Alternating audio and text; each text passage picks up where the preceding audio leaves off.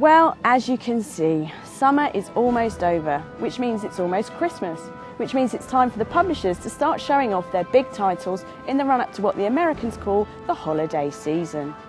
For Sony, two of their biggest titles this year are Uncharted Drake's Fortune and the first PlayStation 3 instalment in the Ratchet and Clank series. They brought us to Croatia to take a closer look at those games, and I've had to come as poor old Johnny Minkley can't make it, so I'm doing the hard graft. But before we take a look at the games, we're going to head over to that island where we're promised pirates, a treasure hunt, some mysterious gold and a free branded watch.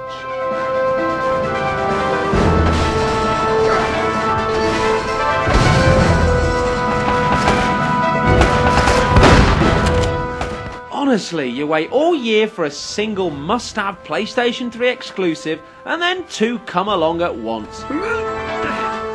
First, slicker than an abattoir floor and twice as chunky, it's Insomniac's Ratchet and Clank Future Tools of Destruction. Sure, it's no quantum leap forward from its PlayStation 2 beginnings, but when it's official Christian-approved 8 out of 10 fun, who cares?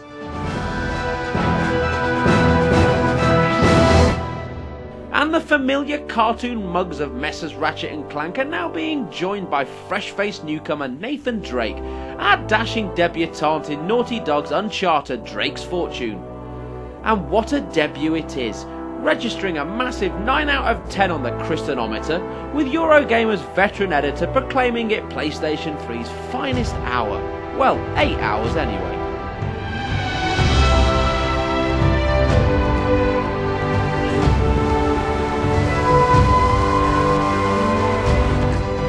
PlayStation 3 owners haven't had the best of times since launch, so this classy couple could not have come along soon enough. So no alarms and no surprises when the pair cohabited in Croatia to help promote their latest wares to the press. They might have done the presentation hand in hand given half the chance, but our roving reporter Ellie likes to take her developers one at a time.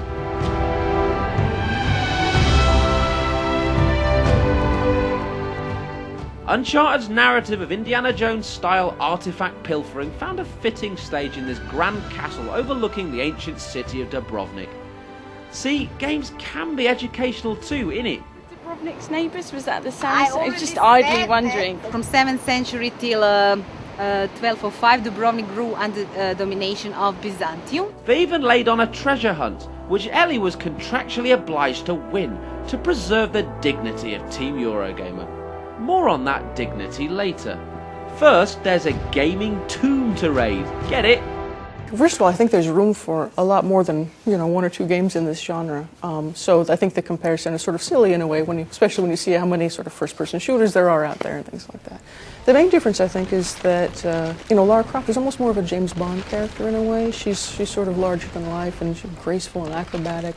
And what we wanted to try to capture with Nate was more of that sort of human quality, that sort of Bruce Willis, Harrison Ford quality, which is, again, getting dirty and sweaty and tripping over his own feet and can't believe the situation he got himself into and being, again, right at the edge of his ability. If Drake is clearly more than a mere Croft copycat, he's also proved something of a design challenge for the studio that made its name with an unintelligible ginger cartoon freak. No, the other one. The risk is that you create a character that's actually a little eerie because they're not quite human, but they're close enough to it to be almost like a wax figure or something like that. I mean, obviously mocap helped a lot for the broad gestural animations, but in the faces, it took a lot of work to make sure that they were sort of stylized but real and believable. And the hero's quest is one of great pain and suffering, as Eurogamer's very own press trip heroine was discovering for herself. Summer is officially over now. Thank you. Ultimately, it's simply the new generation of hardware that's given Naughty Dog the means to explore uncharted territory. God, sorry.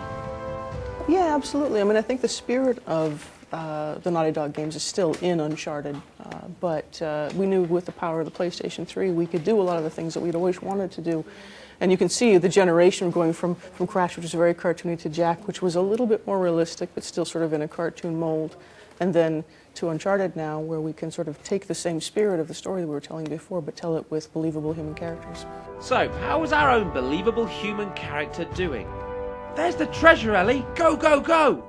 Oh look, he's found it! Oh! Whoa, whoa, whoa. I'm taking it to Eurogamer!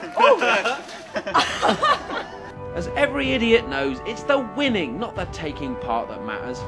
All hail treasure hunt champion Ellie. Got what we came for. We have the gold coin. Anyway, let's not keep poor old Insomniac waiting any longer.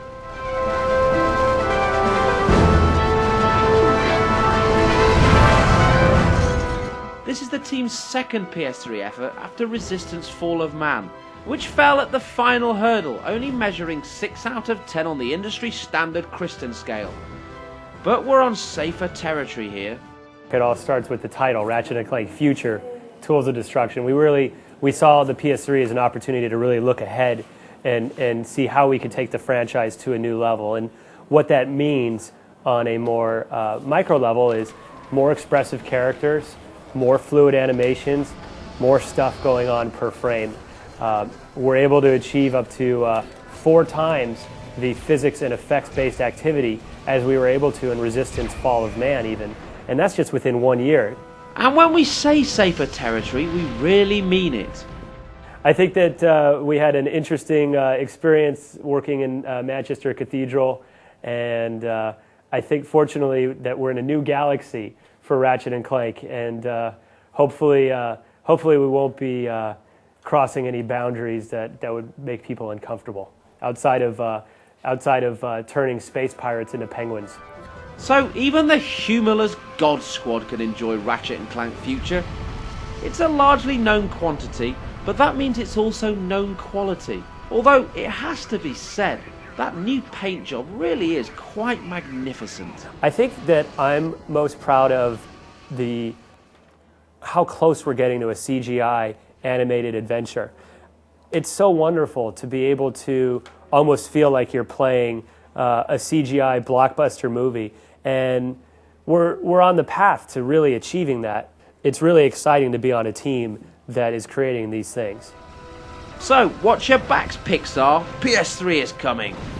When you look at a Pixar movie, it just has that, it's that little something that makes it a Pixar movie.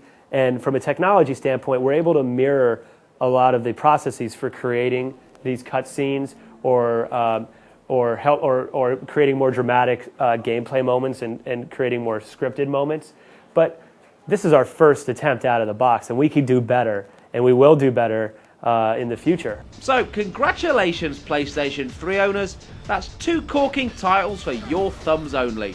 No, don't thank them. That's what friends are for. Our relationship with Naughty Dog is more consultation-based and friendship-based now more than anything. We've really grown in 2 separate directions. You know, I think that gets played up. It actually makes us laugh when we read like message boards, you know, sort of Insomniac versus Naughty Dog, because we're all so close, you know, and we share information and share technology. I mean, obviously we have in the past, and we admire what they do. They admire what we do, so it's funny. I suppose there's a friendly competition there, but especially now that our products have diverged to such a degree, it's sort of more like a mutual admiration society than anything else. Ah, bless. Final thoughts, Team Eurogamer Treasure Champ?